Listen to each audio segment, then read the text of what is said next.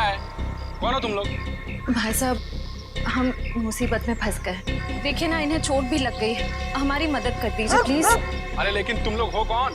Actually वक्त के मारे शादी में जा रहे थे कि गाड़ी खराब हो गई और ऊपर से चोट भी लगी मुझे।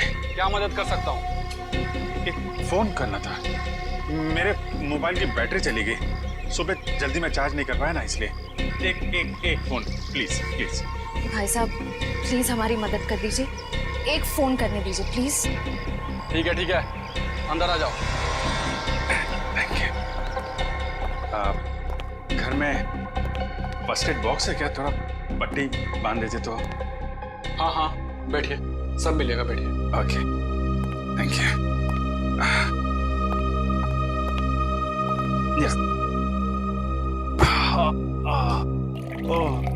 ये आपके पास पेन किलर है क्या? बहुत पेन हो रहा है। हाँ, वो भी मिलेगा। लीजिए, पहले आप पानी पीजिए। हाँ, या। मैं अपना मोबाइल और फर्स्ट एड बॉक्स लेकर आता हूँ, ठीक है? या।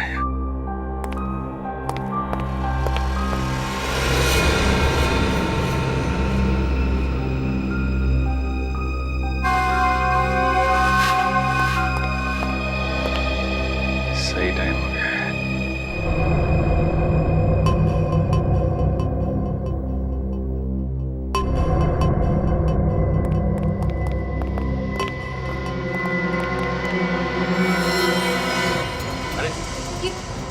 ये बंदूक क्यों? तुम लोग भी बड़े बेवकूफ हो, मदद मांगने है वो भी हमारे पास। कौन हो तुम लोग? लुटेरे, या तो फिर यूं कह लो कि खूनी। 2 खून तो हम कर चुके हैं और अब 2 और करेंगे, वो भी तुम्हारा। नहीं सर, प्लीज हमें मत मारिए प्लीज। ए चुपचाप गहने निकाल, सारे गहने निकाल। तुम बहुत गलत कर रहे हो। कौन हो तुम लोग? CID।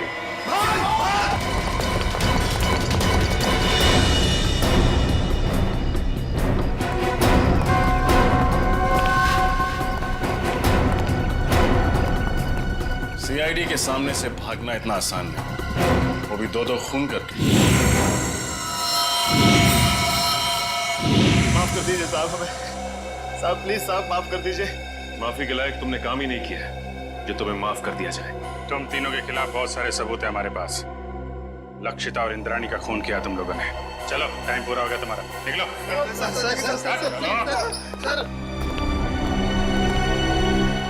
Good job. Thank you sir. चलो। जैसे कि आप देख रहे हैं, हम फिलहाल CID ब्यूरो में हैं, वहाँ से लाइव रिपोर्टिंग कर रहे हैं। पहले की तरह इस बार भी CID ऑफिसरों ने खतरनाक लैंड माफिया, जी हाँ, लेडी डॉन लक्षिता और इंद्राणी के खूनियों को पकड़ लिया है। उन तीनों खूनियों का नाम है विशाल, शौनक और राहुल। आइए अब सुनते हैं SCP प्रद्युमन का क्या कहना है। लक्षिता और इंद्राणी, इन दोनों के खूनी पकड़े गए और उन्होंने अपना गुनाह कबूल भी किया है। मगर आप लोगों ने इन तीनों को इतनी जल्दी पकड़ा कैसे? कभी कभी सबूत और फोरेंसिक की जांच जब सही दिशा में हो तो खूनी को पकड़ने में ज्यादा देर नहीं लगती। सर, ये तो बहुत हाई प्रोफाइल केस है। इसमें 2 माफिया डॉन्स का मर्डर हुआ है। क्या आपको किसी प्रकार का प्रेशर फेस करना पड़ा? हाँ, कभी कभी प्रेशर तो होता ही है, मगर हमने सबूत भी ऐसे इकट्ठे किए कि उन्हें हम फांसी तक पहुंचा ही देंगे।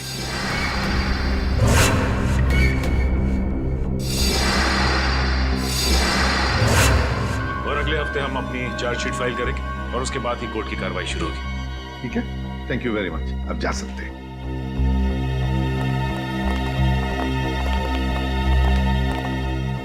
क्या हुआ रे? चुप क्यों? क्या परेशानी है?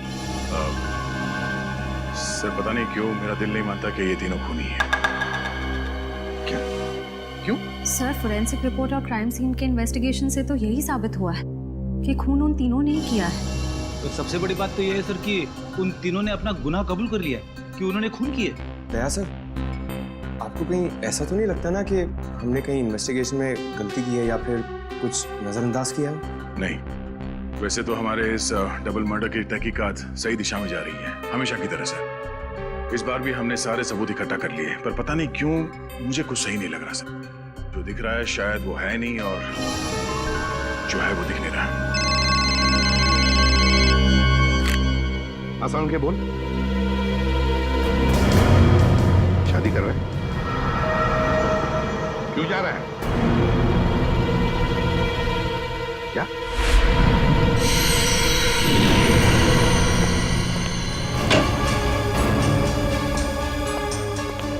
वो क्या रहा है?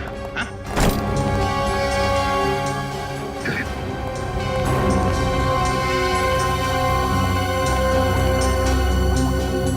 अरे डॉक्टर साहब आखिर बात क्या है?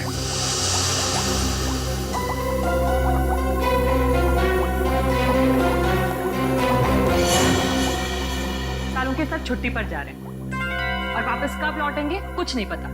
क्या? छुट्टी पर जा रहे हैं? तू छुट्टी ले कैसे सकता है? हाँ? अरे यार, इसमें इतना हाइपर होने की क्या जरूरत है? हाँ? मैं छुट्टी पे जा रहा हूँ क्योंकि मेरी तबीयत ठीक नहीं है और मैं अपने घर जा रहा हूँ छुट्टियां लेकर के। किसी दूसरी दुनिया में नहीं जा रहा हूँ क्योंकि मुझे इस लैब में ये इन लाशों से, इस केमिकल सेक्शन से मेरी तबीयत खराब होती है। मैं थोड़े दिन आराम करना चाहता हूँ, बस इतनी सी बात, बस इतनी सी बात है। ये कौन है? तुम कौन? सर मैं इनकी पर्सनल नर्स हूँ, मेरा नाम मोनिका है। एक्चुअली इनकी ईसीजी रिपोर्ट्स बहुत खराब आई हैं, इसीलिए डॉक्टर ने इन्हें कंप्लीट रेस्ट करने के लिए बोला है। पागल हो गया तू? बता क्यों नहीं पहले तूने? क्या बता? मुझे अब खुद पता चला है तो मैं तुम्हें पहले क्या बताता? लेकिन सालों के साथ तब तक फॉरेंसिक डिपार्टमेंट की जिम्मेदारी कौन संभालेगा?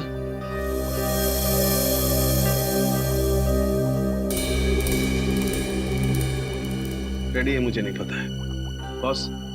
किसी दूसरे फॉरेंसिक एक्सपर्ट को बुला लो। मैं कुछ दिन के लिए आराम करना चाहता हूँ। मुझसे अब कुछ नहीं हो सकता है और मुझे नहीं मालूम मैं कब वापस लौटूंगा। Thank you.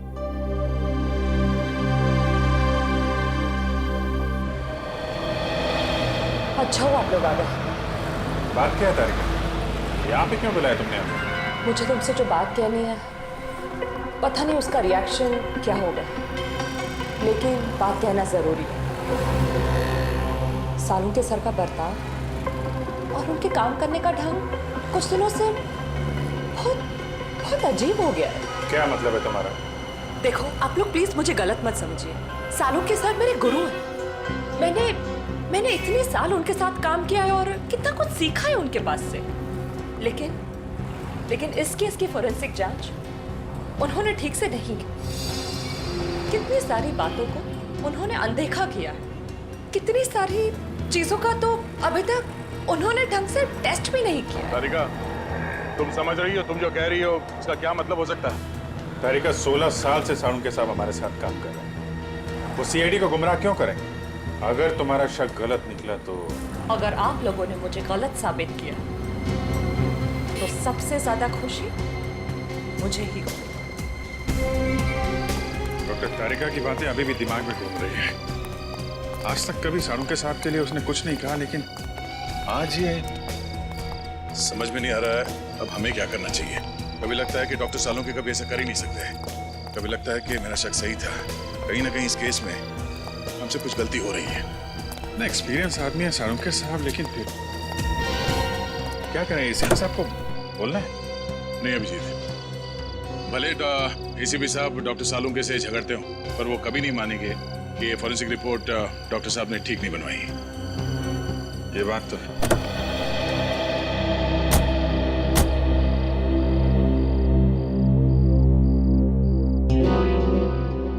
ये क्या है? मैं देखता हूँ।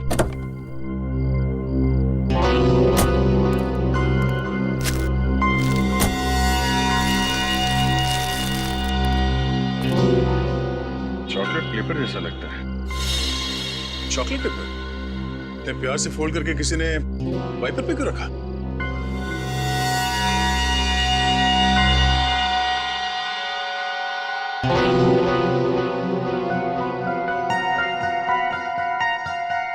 कुछ लिखा हुआ है इसमें।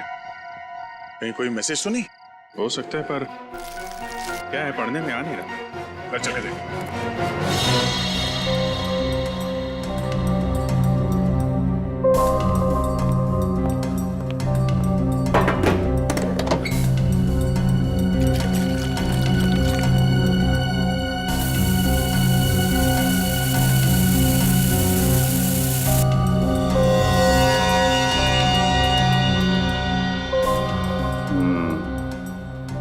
इनविजिबल इंक से लिखा गया था, hotel red central. Red central? Lakshita और इंद्राणी की काम वाली सकू भाई ने भी होटल रेड सेंट्रल का ही नाम लिया था। लक्षिता मैडम और इंद्रानी मैडम 10 सितंबर को रेड सेंटर होटल में जाने वाले थे। होटल रेड सेंट्रल 111 10/9 111 10/9 10/9 मतलब 10 सितंबर, और 111 इस होटल का रूम नंबर हो सकता है। 10 सितंबर को लक्षिता और इंद्रानी का खून हुआ था। कहीं इस होटल रेड सेंट्रल के कमरा नंबर 111 का इस डबल मर्डर केस से कोई संबंध तो नहीं है? हो सकता है दया, इसका पता लगाना पड़ेगा।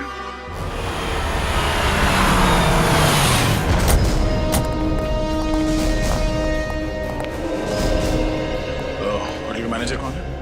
सर वो रहे। Yes sir. 10 सितंबर को कमरा नंबर 111 में कौन ठहरा हुआ था? कोई नहीं, वहाँ कोई गेस्ट नहीं रुका। देख, झूठ मत बोल, समझा? सर मैं झूठ नहीं बोल रहा हूँ, वो तो हमारा स्टाफ रूम है। स्टाफ? जी, वो हमारे असिस्टेंट मैनेजर अंगद को दिया गया है। Angad, assistant manager? जरा इस अंगद को बुला। सर वो तो अभी यहाँ नहीं। उनकी डिटेल्स तो होंगी आपके पास? Yes sir. Right.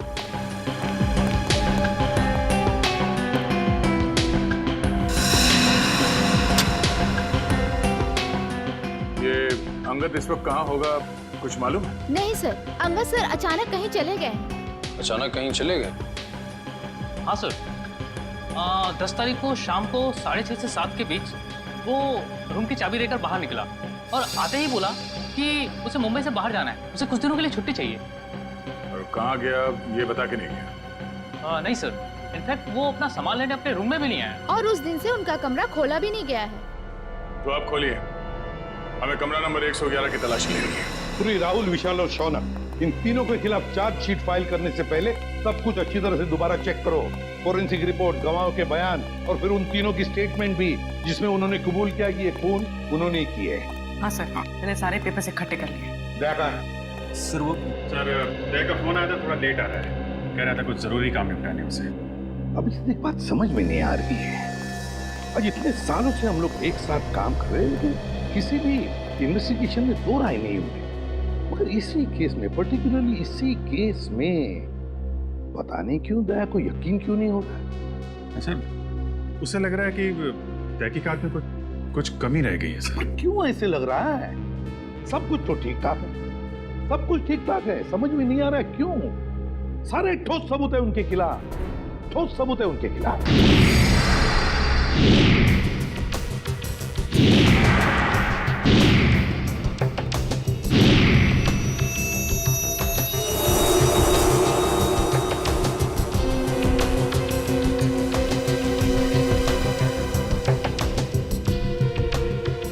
Sir, Lakshita को माथे पे गोली मारी गई है और इंद्रानी को गले पे। दोनों ही गोलियां आर पार हो गई हैं। हाँ सर, और दोनों के शरीर पे कोई चोट या खरोच के निशान नहीं है। मतलब मौत से पहले हाथापाई नहीं हुई?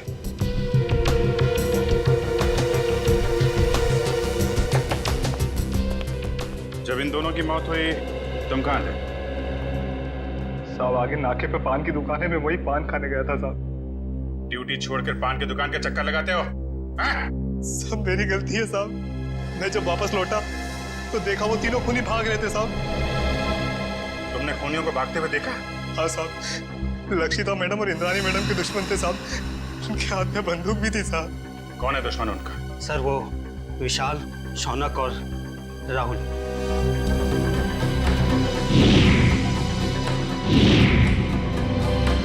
विशाल, शौनक और राहुल, ये तीनों तो वही है ना जिनके घर हथियार लेते तुम्हारी मैडम ने? ठीक कहा सर आपने। मैंने तो कई बार इंद्राणी मैडम और लक्षिता मैडम को कहा था कि प्लीज आप अपना पर्सनल बॉडीगार्ड रख लीजिए, लेकिन नहीं सर, अब प्रॉपर्टी के काम में दुश्मनी तो होगी सर। यहाँ घर में कोई और भी था इनके साथ? नहीं साहब, फार्म हाउस पे वो दोनों अकेली थी साहब। फिर फार्म हाउस पे काम करने वाली शकू भाई, वो भी नहीं आई थी साहब। सर,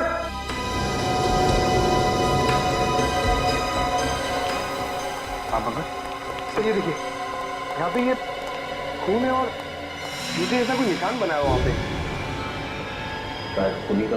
हाँ मगर सर ये देखिए, यहाँ पे ये खून है और जूते जैसा कोई निशान बना है वहाँ पे। शायद खूनी का हो सकता है, लेकिन सर खून यहाँ पर कैसे आया? हाँ सर, जब खूनी ने लक्षिता और इंद्राणी पे गोली चलाई तो वो लोग सोफे के आसपास बैठे हुए थे। तो खून वहाँ होना चाहिए था, खून यहाँ पे कैसे आया? ठीक है ना, लेकिन ये भी हो सकता है कि उनको गोली मारने के बाद खूनी यहाँ से भाग रहे हों और कोई सीढ़ी पे लड़खड़ा के गिर गया, चोट लग गई और खून निकल आया। सही हो सकता है। पंकज, ये दीवार पे जितने भी बुलेट्स हैं सबको निकालो और फोरेंसिक लैब भेज दो। सर फिर तो बैलिस्टिक रिपोर्ट से पता चल जाएगा कि लक्षिता और इंद्राणी पे यही गोलियां चली थी हमें। करेक्ट। और उंगलियों के निशान और खून की जांच से ये भी पता चल जाएगा कि वो खून विशाल, शौनक और राहुल में से किसका है। एक काम करो, जितने भी आई विटनेस हैं सबके स्टेटमेंट लो और तुषार से साइन करा लो। सर रजत, सक्कू भाई को बुलवाओ, पूछताछ करो उससे। सचिन, विशाल, शौनक और राहुल तीनों की फोटोग्राफ सारे पुलिस स्टेशन में भेजो। सारे मोबाइल वैन और चेक नाके पे भी भेजो। तीनों बच के जाने नहीं चाहिए। सक्कू भाई, मैं तुमसे कुछ सवाल पूछूंगा, सब सच सच बताना। साहब, सक्कू भाई कभी झूठ नहीं बोलती। अच्छी बात है। आज तुमने लक्षिता मैडम और इंद्राणी मैडम के बर्ताव में कुछ अजीब पाया था? नहीं साहब।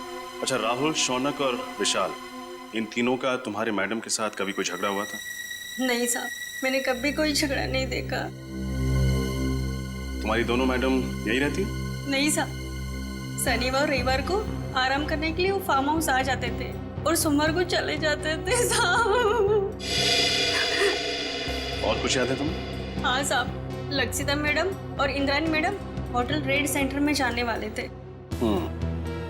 तुम्हें अच्छी तरह याद है कि वो होटल रेड सेंट्रल ही जाने वाले थे? हाँ साहब, मुझे पक्का याद है ना, मैडम ने खाना बनाने के लिए मुझे मना किया था।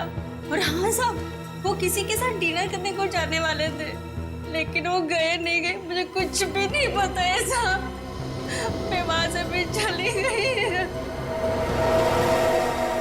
Hotel red central.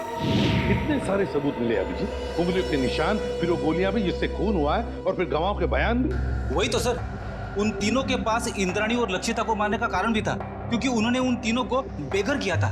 यहाँ तक कि वॉचमैन ने भी उन्हें खून करके भागते हुए देखा था। और साळुंखे साहब ने भी बताया है, उन्हीं की गोलियों से मौत हुई है लक्षिता और इंद्राणी की। साळुंखे की रिपोर्ट कभी गलत नहीं होती, कभी गलत नहीं होती। लेकिन इस केस की फोरेंसिक जांच उन्होंने ठीक से नहीं की। कितनी सारी बातों को उन्होंने अनदेखा किया है, कितनी सारी चीजों का तो अभी तक उन्होंने ढंग से टेस्ट भी नहीं किया। हाँ सर, साळुंखे साहब का काम तो एकदम पक्का होता ही है, पर पता नहीं क्यों अचानक उनकी तबीयत कैसे खराब हो गई। हाँ सर, साळुंखे सर जब क्राइम सीन पर आए थे वो तब से ही परेशान लग रहे थे, शायद तब से उनकी तबीयत खराब हो गई।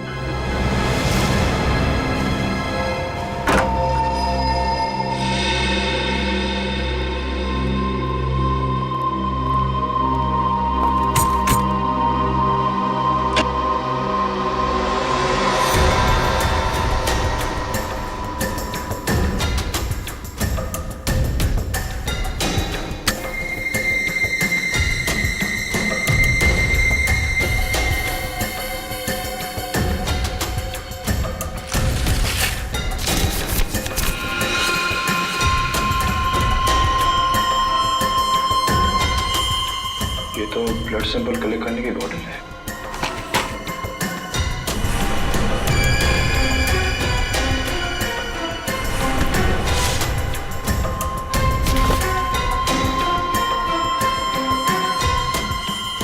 तो किसी चीज की ड्राइंग की गई इस पेपर में।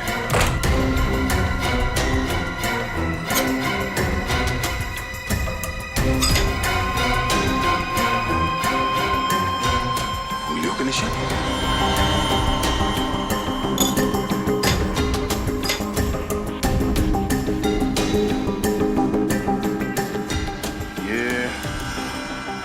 RVS सर, ये देखिए, लगता है कोई अलग अलग आदमियों के उंगलियों के निशान बना रहा था। मैनेजर साहब, क्या इस कमरे में अंदर के अलावा कोई और भी है? नहीं सर, वही रहता था। मेरा इस मरीज में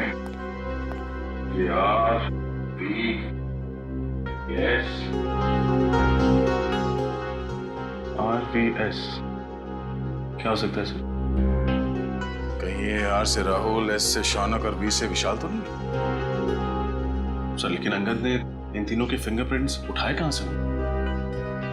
पानी के ग्लास पर से या फिर टेबल के ऊपर से?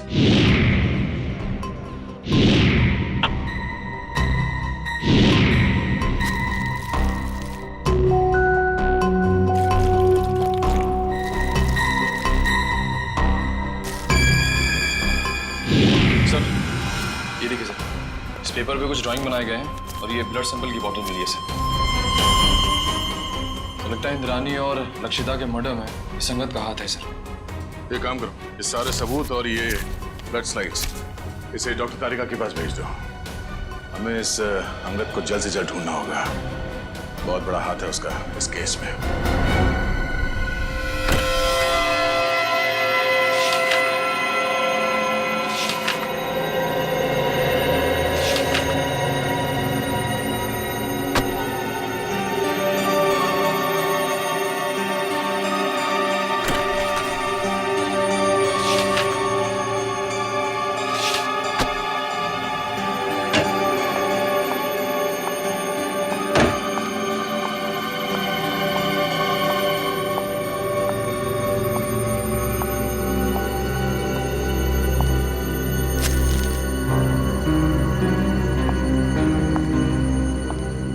सब आप सचमुच जा रहे हैं? हाँ तारिका, मेरा काम खत्म हो गया और अब ये forensic lab, chemical section, evidence room, इन सब की चाबी तुम संभालो। मैंने अपनी जरूरत के कुछ कागजात अपने साथ ले लिए। लेकिन सर आप ये पेपर्स और फाइल्स क्यों लेकर जा रहे हैं? आपकी तबीयत खराब है इसलिए आपने छुट्टी लिया ना, आराम करने के लिए? या फिर घर पे भी काम करने का इरादा है? नहीं नहीं, ऐसी बात नहीं तारिका।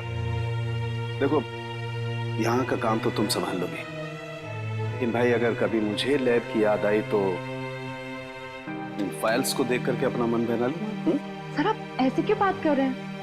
आप वापस लौटने वाले ना ठीक होकर? हाँ यस जरूर। एनीवे, तुम मेरी चिंता छोड़ो, यहाँ मन लगा के काम करना। देखो अब तुम्हारी जिम्मेदारी ज्यादा बढ़ गई है। अब सर, अब हमें चलना चाहिए। आपके खाने का भी वक्त हो रहा है और फिर आपको दवाई भी तो देनी है ना।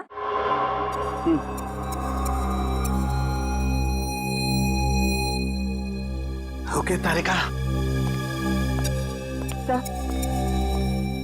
सर अपना ख्याल रखिएगा और जल्दी से ठीक होकर वापस आइए। And you take care of yourself. चलिए।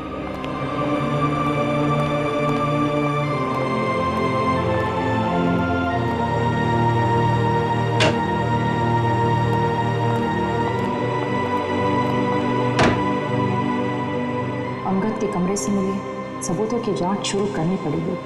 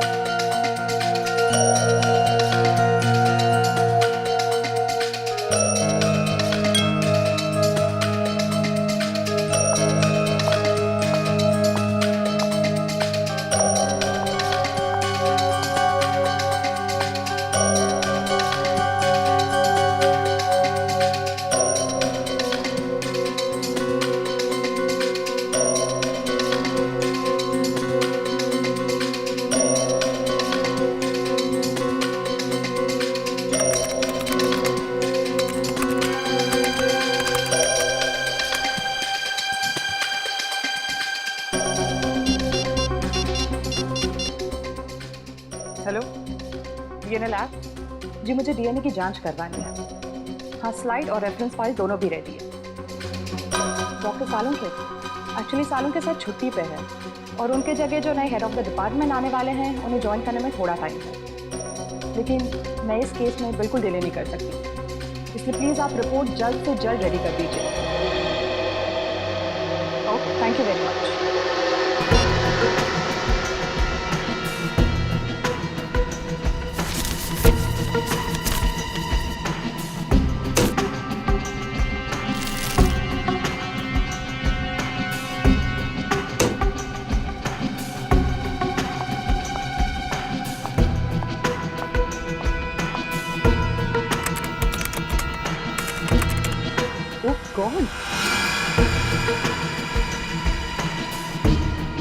ये कैसे हो सकता है?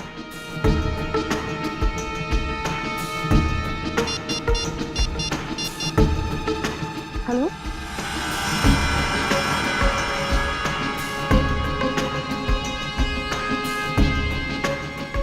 क्या आपको पूरा यकीन है कि वो खून होने का है? न जाने डॉक्टर तारिका को आप क्या पता चला है। जब उनका फोन आया था तो काफी परेशान लग रही थी। कोई तो बड़ी बात हो गई अभिजीत। मुझे लगता है लक्षिता और इंद्राणी के मर्डर केस को रीओपन करना चाहिए और नए सिरे से तहकीकात करनी चाहिए। हमारा शक सही निकला। फिंगरप्रिंट और डीएनए रिपोर्ट।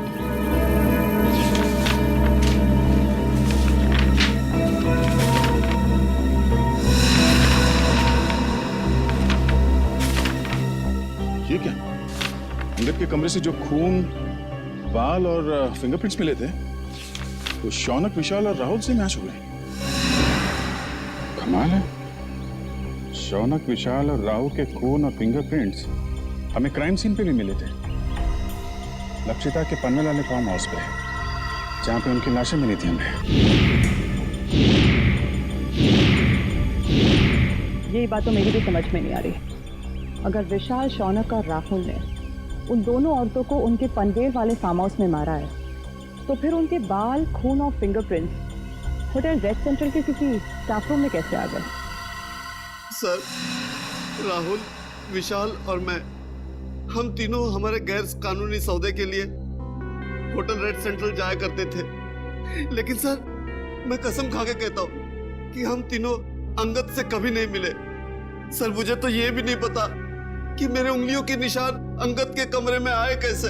अंगद को पहले कभी मिले नहीं थे। रेडी, अंगद का फोटो दिखाओ।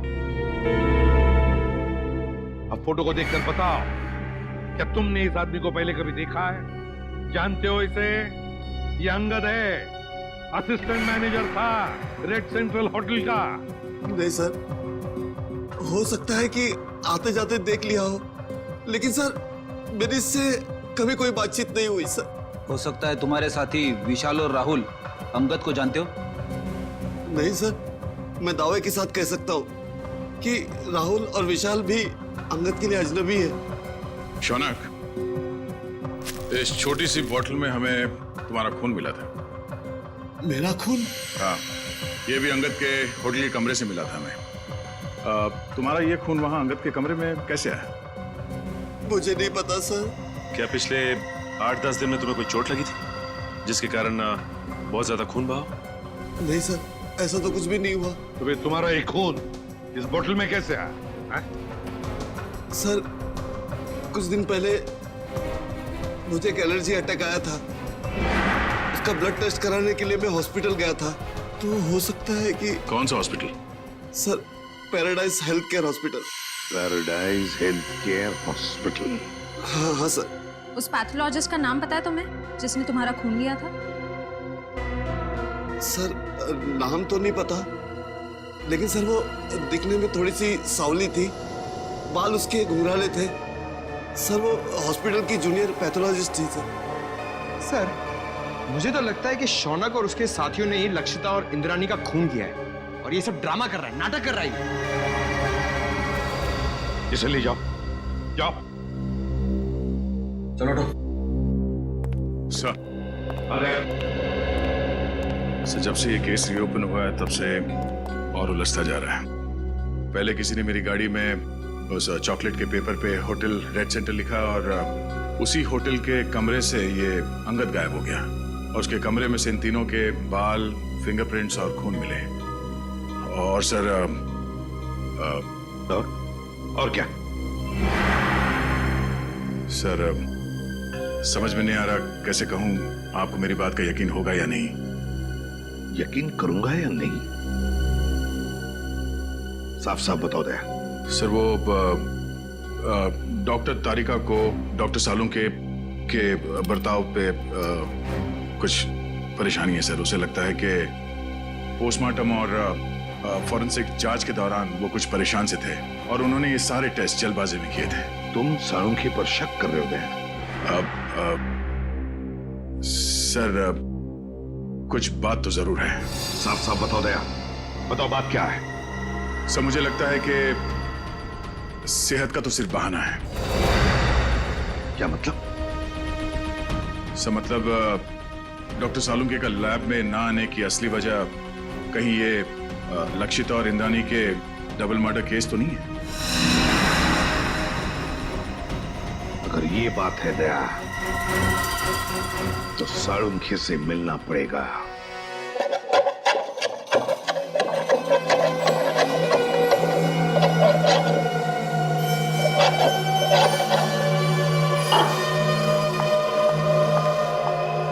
खाना काम कर रहा हूं ना, देखने दे, रख दो, बाद में खाऊंगा।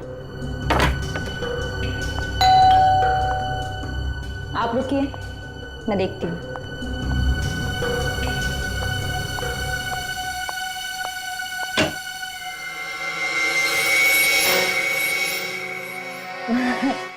सर आप आइए ना प्लीज।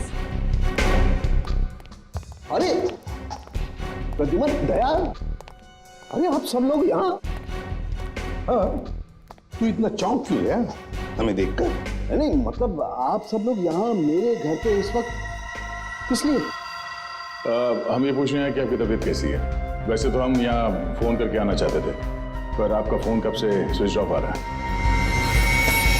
हाँ, वो बैटरी का प्रॉब्लम होगा। सर आपकी तबीयत कैसी है अब? मेरी तबीयत के बारे में छोड़ो, आप लोग ये बताओ कि आप लोग यहाँ पर किस लिए हैं? क्यों, बस कुछ प्रॉब्लम हुई है? आसाम की प्रॉब्लम तो हुई है।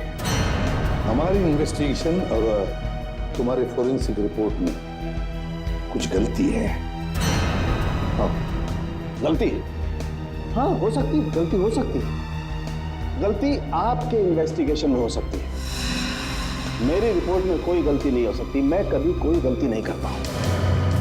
कहीं आप मेरी 16 साल की काबिलियत पर शक तो नहीं कर रहे? सर प्लीज आप नाराज मत होइए, हमें बस लगा कि आपकी तबीयत खराब थी तो शायद गलती से आपसे कुछ चीजें नजरअंदाज हो गई हो, गलती से। डॉक्टर साहब हम ये नहीं कह रहे कि आपने जानबूझ के कोई गलती की है, हमें बस इस बात की फिक्र है कि किसी बेगुनाह को सजा ना हो जाए। बेगुनाह को सजा नहीं होनी चाहिए। बेवकूफ नजर आता हूं मैं? मेरी शक्ल पर लिखा है कि मैं बेवकूफ हूं? क्या मतलब क्या आपका? 16 साल के बाद आप लोग मेरी काबिलियत पर, मेरी ईमानदारी पर शक कर रहे हैं। 16 साल मैंने ईमानदारी से काम किया और अब आप लोग घुमा घुमा करके ये कहना चाहते हैं कि सालुंके बेवकूफ है। इतना गुस्सा क्यों हो रहा है? हा?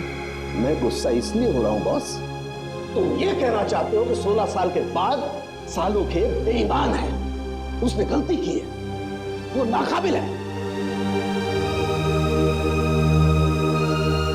ओके, अगर ऐसा है तो आप इंद्राणी और लक्षिता का पोस्टमार्टम दोबारा करवा लीजिए। That's it, बस। अरे सर, डॉक्टर साहब बात तो सुनिए। ये सालुंके साहब को हो क्या गया? उन्होंने एक बार भी नहीं पूछा कि हमें उनकी रिपोर्ट में कौन सी गलत बात लगती है? वही तो एक बार भी सालुंके ने नहीं पूछा कि रिपोर्ट में गलती क्या है।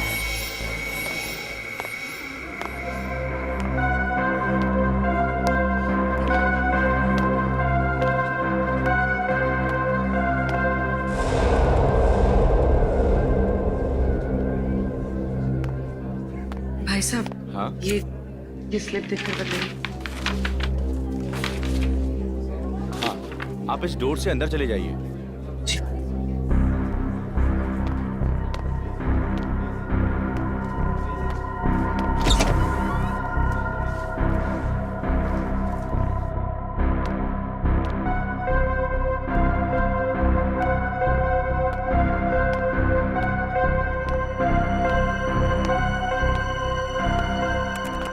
मैडम, ये आप उस कुर्सी पे बैठ जाइए। ठीक है।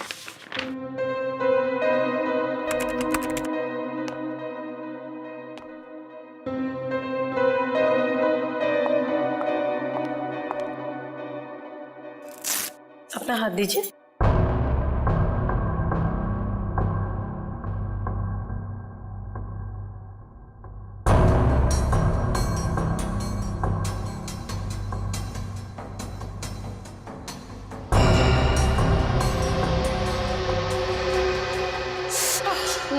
मुझे बहुत डर लग रहा है। घबराइए मत, आपको कुछ नहीं होगा। लीजिए।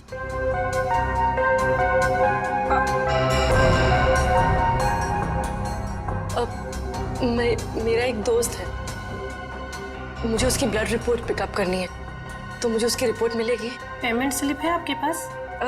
स्लिप तो नहीं लाई हूँ, लेकिन उसकी रिपोर्ट्स बहुत अर्जेंट है। वो बीमार है तो आ नहीं सकता। उसका नाम शौनक है। ठीक है, मैं चेक करके आपको बताती हूँ। लेकिन मैंने तो किसी शौनक की रिपोर्ट नहीं देखी, और अगर होती तो रिकॉर्ड में होती। आप यहीं पे रुकिए, मैं देख के बताती हूँ।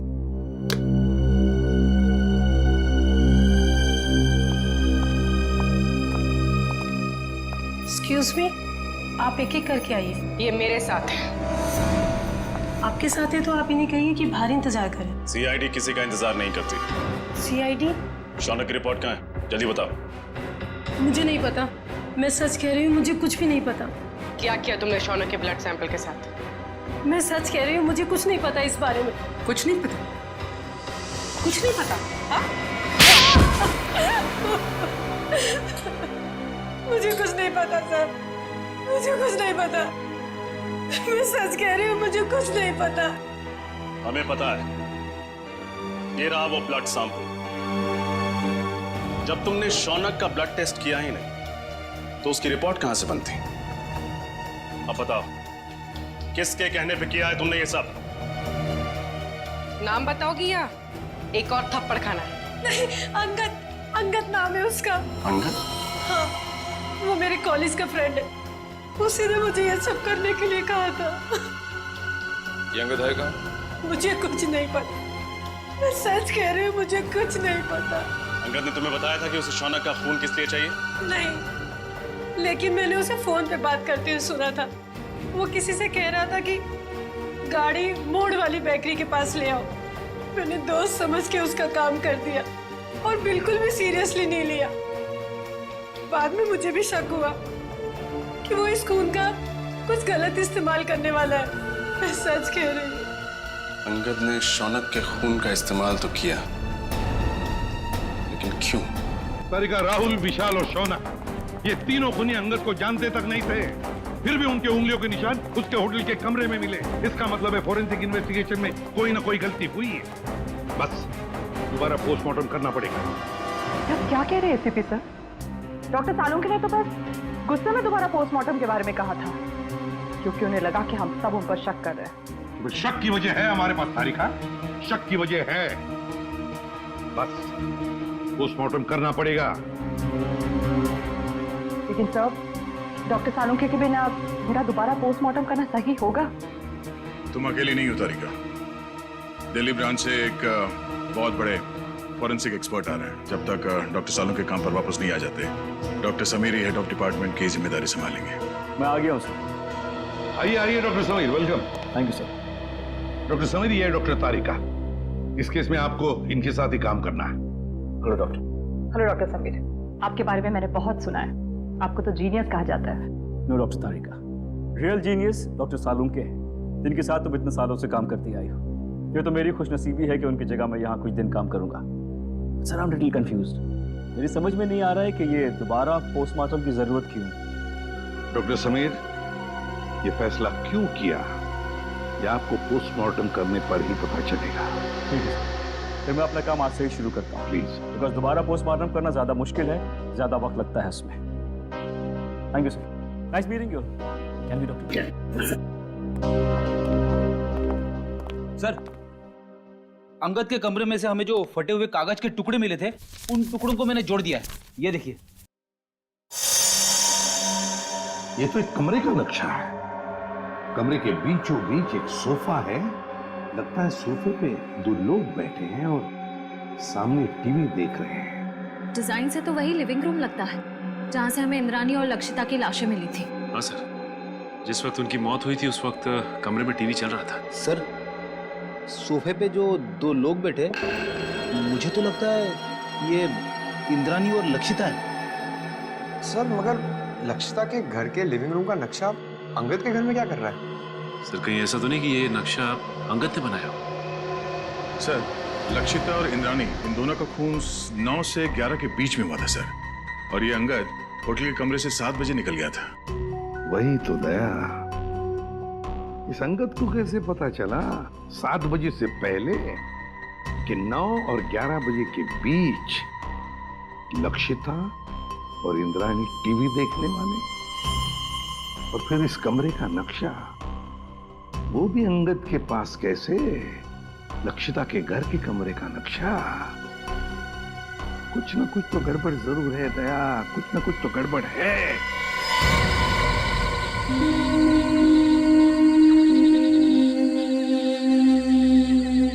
आप लोगों ने पुलिस बीट को फोन किया था? जी हाँ। क्या हुआ यहाँ पे? हम लोग यहाँ से जा रहे थे तो इस कार को इस हालत में देखा तो आपको फोन किया। आगे की सीट में एक आदमी है, शायद मर गया है।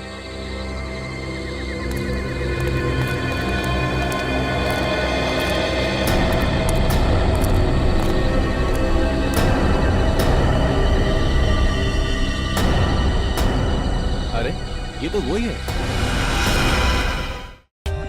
For more updates, subscribe to our channel, click the show links and enjoy watching the videos.